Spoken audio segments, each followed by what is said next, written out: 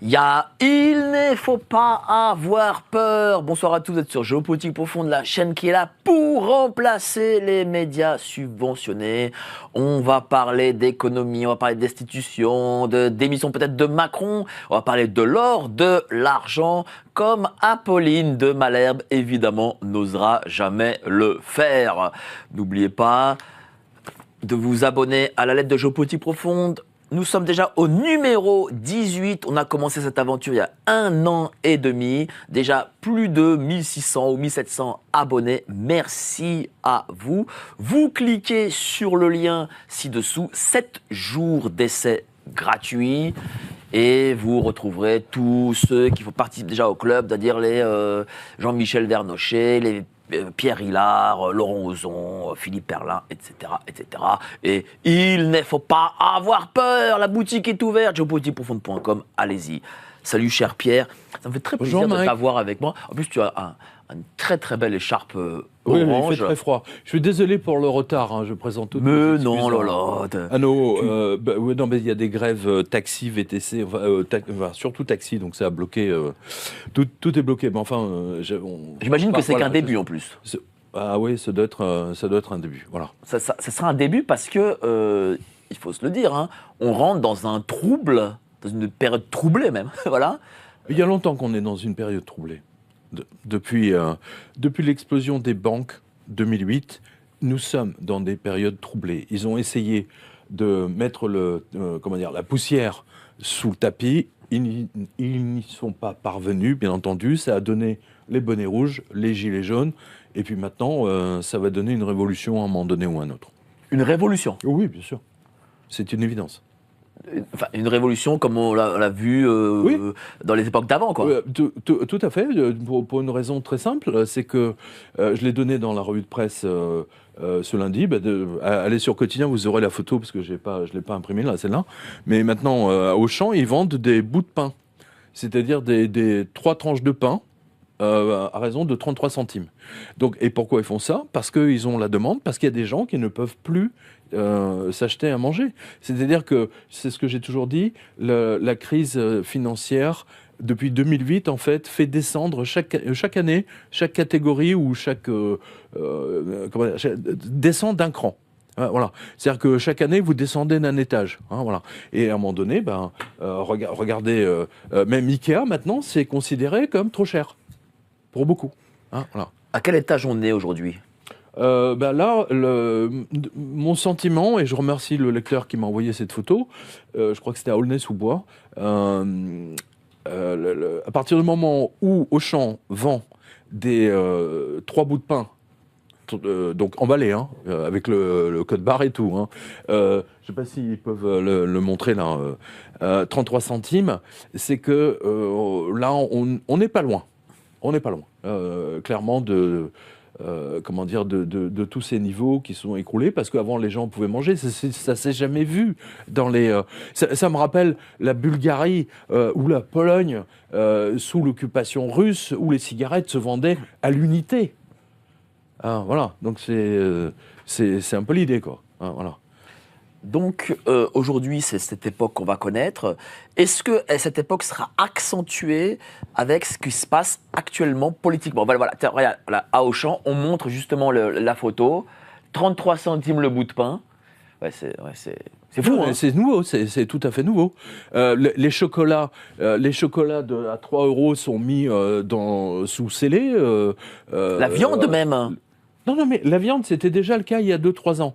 Et moi, je l'avais vu la première fois en 2009 en Irlande, lorsque l'Irlande a été totalement détruite par la crise financière. Rappelez-vous, parce que toutes les multinationales, Apple, etc., s'étaient installées en Irlande. Hein, vous vous souvenez de ça ? Et d'un seul coup, tout le monde est parti, tout a volé dans les airs. Et en l'occurrence, là, on est dans la même situation. On rattrape un petit peu. C'est nouveau. Je vous assure, moi, j'ai plein de marqueurs. Je vais te dire un truc. Le chocolat, les bonbons, les paquets de bonbons à Londres il y a des antivols dessus. Je vais te donner une anecdote qui arrive à ma mère. Il se trouve que ma mère, elle avait besoin d'un peu de cash, voilà. Et s'est dit, tiens, je vais vendre un objet d'objets que j'ai chez moi, d'art, qui coûtent 500 balles, un truc, bon, histoire d'avoir un peu quelque chose. Elle va, cette semaine, hein, elle va chez le commissaire-priseur à Paris. Mes parents habitent le 16e arrondissement en plus. Hein. Donc ils sont privilégiés, voilà. Elle a besoin quand même de cash. Et malgré tout, quand elle est allée chez le commissaire-priseur, elle m'a dit il y a la queue entre, on va dire, le studio et le métro. C'est pas vrai. Si. C'est énorme. Bah, voilà, bah, merci pour l'info. Ça, c'est quand même. Mais oui, vraiment, mais ça rejoint la photo là qu'on vient de voir. C'est-à-dire que les gens, ils ont peut-être des patrimoines et tout ce qu'on veut, parce que de leur famille, voilà. Mais ils n'ont plus d'argent. Ça illustre cette échelle. Tout le monde descend d'un cran. Je veux dire, le 16e, c'est pas le quartier le plus pauvre de France. Hein, non. Loin de là. Donc ça veut dire que toute cette une partie de cette population, effectivement, va devoir à un moment donné ou un autre quitter le 16e. C'est clair, net et précis, pour aller en banlieue. C'est possible, ouais. Oui, bien sûr. C'est fort possible. Si ta maman a vendu, s'est sentie obligée de vendre, c'est qu'elle avait une raison, par définition.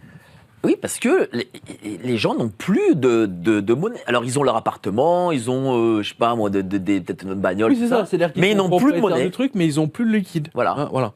Parce que tout, avec l'inflation, je veux dire, le peu de retraite, la retraite ne suffit absolument pas à compenser. Voilà, c'est très clair. Voilà. Et est-ce que justement, ça va être accéléré avec ce que l'on vit actuellement, totalement. Le budget Barnier, peut-être le fait qu'il soit viré. Le budget, le Barnier, c'est pas le plus grave. Le plus grave, c'est les déclarations de Donald Trump que j'ai ici. Là, alors, je ne sais plus trop où c'est parce que vous connaissez mes revues de presse. Mais je vous la donne de tête. Il a dit que Donald Trump, donc une fois qu'il arrivera au pouvoir, c'est après le 20 janvier, tout pays qui s'opposera à l'utilisation du dollar américain sera puni, et violemment puni. Je vais retrouver ça tout à l'heure. Mais donc déjà, ça veut dire ce que ça veut dire. C'est-à-dire que ils veulent rester, les Américains veulent contrôler le monde grâce à leur monnaie, mais en ce moment, avec ce qui se passe avec les Chinois, avec la Russie, les BRICS, etc., tout, parce que géopolitique profonde, mais à la base, la géopolitique profonde, c'est juste la circulation de l'or, des lingots d'or et de la monnaie. Et toutes les grandes... Idriss Aberkan avait fait un très bonne vidéo là-dessus, d'ailleurs, c'est l'histoire de la monnaie. Et je veux dire, c'est des matières premières. Voilà. Quand c'est pas l'étain, c'est l'or. Quand c'est pas l'étain, ça peut être le bronze, ça peut être l'argent métal, et ainsi de suite. Toute géopolitique, je veux dire, au cœur même de la géopolitique profonde, pardon, on retrouve l'or. Voilà. Donc c'est véritablement... Tiens, je vous donne quelque chose de... Ça, c'est important. Ouais, regardez. Et je donne parce que tous nos spectateurs, parce que j'ai rencontré beaucoup de lecteurs là, à Biarritz et puis à Bordeaux, qui m'ont dit qu'ils m'avaient écouté donc, très tôt, mais même ceux qui m'ont écouté il y a 5 ans, ils ont vidé leur assurance vie et ils ont acheté effectivement de l'or, des lingots, des pièces, et qu'ils ont fait... ils se sont... mais ils sont heureux. Voilà. On a sauvé. Alors, moi je vous dis, ceci est la preuve. Ce graphique est la preuve pour une raison très simple. C'est-à-dire que vous avez un gouverneur central dans chaque pays, gouverneur de banque centrale, et tous ces gouverneurs ne font qu'une seule chose, c'est, alors qu'ils ont vendu tout leur stock d'or, ça a commencé en 2000, parce que les Américains les ont forcés à vendre, et puis avec les fameux crédits défaut swap, ils pensaient qu'ils n'avaient plus besoin de la piscine, vous savez, la piscine de pièces d'or de Picsou. Voilà.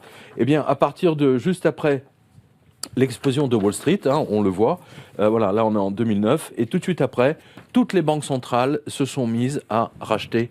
Là, on voit les graphiques, voilà, on le voit. Et là, on constate une accélération. Alors, ça, c'est quelle année ? Ça, c'est 2022. Voilà, 2022. Depuis 2022, tous les gouverneurs achètent. Ils sont pas. C'est quand même des. Je veux dire, ils bénéficient des informations de leurs services secrets, chaque pays. Et s'ils en achètent, c'est qu'ils savent qu'à un moment donné, les 36 trilliards de dettes américaines vont peser très très lourd, voire créer des désordres colossaux aux États-Unis. D'ailleurs, nous-mêmes, on le voit en Europe. Je veux dire, à force d'imprimer de la fausse monnaie, qu'est-ce qu'on sait ? J'ai toujours dit, Mike, vous êtes témoin. Ah oui. J'ai toujours dit, toute utilisation de planches à billets crée l'inflation et après la guerre. Exactement, crée la guerre. Et la Banque de Pologne, par exemple, ne cesse d'acheter chaque année. Elle achète entre 20, 30, 40 et 50 tonnes d'or. Alors, j'ai un autre truc là avec tous les autres pays. Alors, tiens, je l'ai là. Je l'ai trouvé. Alors, je vous donne la liste. Regardez. Voilà, ça c'est là. Ça date du 11 novembre. Voilà. Puis on va parler de Charles Gave, tiens. Vous voulez nous mettre dans la bouise, là. Voilà. En attendant tranquillement le retour inévitable du standard or, voilà. C'est pour ça qu'il faut lire le livre Dantal Fekete, pour mesurer les enjeux, y compris pour tout le monde, pour nos spectateurs. Les banques centrales se dépêchent de transformer leurs billets verts ou euros en 40 tonnes de métal jaune. Regardez bien. Varsovie, donc Pologne, continue ses achats. 61 tonnes d'or en septembre 2024. Et là, j'ai une info comme quoi ils ont acheté 100 tonnes début novembre. Belgrade, la Serbie. Je veux dire, c'est un tout petit pays maintenant. Ils ont acheté 5 tonnes de plus. C'est-à-dire, eux-mêmes continuent à acheter. C'est-à-dire, dès qu'ils ont des devises, paf, on achète de l'or. Ankara, 10 tonnes de plus. Tachkent, 9 tonnes. Prague, 7 tonnes de plus. Et maintenant, leur réserve est à 49 tonnes. Doha, 2 tonnes. Doha, a priori, on n'aurait pas imaginé. Ben, eux aussi commencent à transformer leur billets verts. Amman, la Jordanie, 1 tonne de plus. Bagdad, l'Irak. Le gouverneur de la Banque centrale d'Irak achète de l'or. Il se débarrasse de ces dollars. Donc, on voit bien que... et tous ces banquiers centraux se parlent. Ne jamais oublier. Donc, ceci vous montre quelque chose de très simple. C'est-à-dire qu'ils savent tous ce qui va se passer à un moment donné ou à un autre, que le cours de l'or va exploser, il va monter jusqu'à 3 000, voire dépasser les 3 000 $. Et à partir de ce moment, voilà, c'est jackpot pour tout le monde. Mais à nouveau, je le répète à nos spectateurs, ce n'est pas le prix de l'or qui monte, c'est votre pouvoir d'achat qui baisse. Oui, parce que la monnaie baisse. Exactement. Et ça rejoint ce que l'anecdote que tu nous as dit tout à l'heure, à savoir que devant le commissaire-priseur dans le 16e, eh bien, il y a tout le 16e qui vient vendre ses biens parce qu'ils sont en panne de cash. Voilà, j'ai toujours dit, merci pour l'anecdote parce qu'elle confirme tout ce que je dis depuis des années et des années. Oui, c'est le 16e Nord, le 16e Sud, tous ceux qui ont de l'argent, qui habitent par intramuros, là, aujourd'hui, ils n'ont pas d'argent. Enfin, c'est fou, quoi. Voilà, là, vous avez l'image. Et même à Neuilly, tiens, quelqu'un avait fait une image, à Neuilly, où le Monoprix de Neuilly sur la viande, a des... C'est pas vrai. Si, le Monoprix de Neuilly a des mais alarmes énorme, mais c'est énorme. sur la viande. Oui, voilà, ça veut dire qu'il y avait, quoi. il y a des vols. Alors, voilà, là, c'est le graphique. Alors ça date de quand ? Ça date du 11 novembre. Voilà. Alors, donc, je ne sais pas si je peux faire un zoom. On le met en plus en... Ah ben tu l'as, d'accord. Voilà. Ok. Donc ça veut dire quoi ? On voit bien qu'à partir de mars 2022, ils ont accéléré. C'est-à-dire que non seulement les banques centrales, du jour au lendemain, ont arrêté ce qu'on appelle les CDS, voilà, et ils se sont remis à racheter tout l'or qu'ils avaient vendu en plus. Alors du coup, je rappelle. Alors du coup, si le monde entier achète de l'or, j'imagine que parmi le monde entier, la France achète aussi de l'or. Justement, non. Justement, j'ai un papier là-dessus. Non, mais attends. Non, mais justement, c'est très bon. Attends, je finis par. Vas-y, finis. Parce que en ce qui concerne Charles Gave, moi j'aime bien Gave parce qu'il dit des choses très intéressantes en écho, mais sur l'or, il a sérieusement embrouillé et amené la totalité des gens qui le suivent à commettre des bêtises. Comment ça, il a embrouillé ? Il a expliqué pendant des années que l'or n'avait aucun intérêt. Il a dit ça ? Bien sûr. Et alors, petit rappel, donc c'était Pourtant, il fait partie des meilleurs de la place de Paris, enfin, d'après ce qu'on me dit. Non, mais il est très bon. Non, bah, ça rapporte. Enfin bon, peu importe. Je suis pas là pour. Mais voilà, c'est Monsieur Caspar, donc c'est un de nos lecteurs, Oui. qui nous avait écrit le 6 décembre 2021. Donc vous voyez, c'était il y a 3 ans. Hein, voilà. Charles Gave et le placement. Le placement antifragile. C'est curieux quand même, le toupet, il n'y a pas si longtemps, il se moquait du fétichisme des acheteurs d'or. Et maintenant que tout s'effondre, celui qui ne croyait que dans les actions en bourse conseille de les liquider au plus vite pour acheter de l'or, placement baptisé antifragile, terme tiré de la nouvelle langue du trader qui cache mal une déroute stratégique totale. Les faits vous donnent raison. Pierre, voilà. Enfin, en stratège, vous avez su nous indiquer un chemin sûr dans le brouillard de guerre. Voilà. Et il n'y avait pas encore la guerre en Ukraine qui nous entourait, alors que Gave, qui se vantait de savoir faire des millions, n'a rien compris à la nature apocalyptique de la crise terminale du capitalisme qu'on y vu. Et on est en plein dedans. Le fait qu'il y ait des antivols maintenant aux prisonniers de Neuilly, effectivement, au Monoprix de Neuilly, c'est édifiant. Parce que moi je le connais, je veux dire, mon journal était à côté, donc j'y allais, je ne veux pas dire tous les jours, mais il n'y avait pas d'antivol, les trucs, les bouteilles ou des champagnes, mais c'était tout, quoi. Voilà. Non, mais c'est édifiant. D'un autre côté, c'est pas plus mal, parce que il faut que une forme de bourgeoisie soit touchée par la crise économique pour qu'enfin elle se réveille, parce que... voilà. Qu'est-ce que c'est ? Ah bah justement, c'est la réponse à votre question, à ta question. On s'était pas concerté. Voilà. Et si la France, achetait de l'or, parce que le monde entier achète de l'or, mais justement, ce qui est important, nous on est dans l'euro, on est dans la zone euro. On est dans la zone euro. On n'a pas le droit d'acheter de l'or ? Ben non. Bien que la Banque Centrale Européenne a fait un achat d'or de mémoire 2 tonnes, caché, parce que ils l'ont fait au mois d'août, c'était il y a 2 ans, et à mon avis c'était pour payer ou des règlements, etc., parce qu'il y a eu des contreparties qui ont dû exiger d'être payés en lingots et pas en billets euros. Voilà. Donc ce papier, je ne sais pas si tu veux le lire ou si je le lis ou je le résume parce que je l'ai en tête. Voilà, donc alors, justement, allons plus loin dans cette politique. Si la France avait acheté de l'or au même rythme que tous les pays de l'Est, d'Asie centrale, etc., depuis 2010, soit une moyenne de 40 tonnes par an, aujourd'hui, la valeur dans le bilan de la France serait de 560 tonnes de plus dans les coffres de la Banque de France, soit environ 48 milliards de dollars. Voilà. Le stock actuel de l'or de la Banque de France est de 2436 tonnes. Et juste pour avoir une idée, on pourrait rajouter les 600 tonnes vendues par Sarkozy, d'un traître, on va y revenir, et donc les 560 tonnes non achetées, cela aurait mis le stock de la Banque de France à 3600 tonnes. Allez, j'arrondis. Voilà. Les Français vont payer très cher la folle politique monétaire de la Banque Centrale Européenne. Alors ça date du 21 octobre, ne reposant que sur de la planche à billets. Car au final, l'endettement des États-Unis montre bien qu'à un moment donné, ils vont être obligés de monter le cours de l'or pour avoir, effacé un petit peu la dette. Ça veut dire qu'on peut monter les cours d'une manière artificielle ? Bah oui. Moi, je rappelle que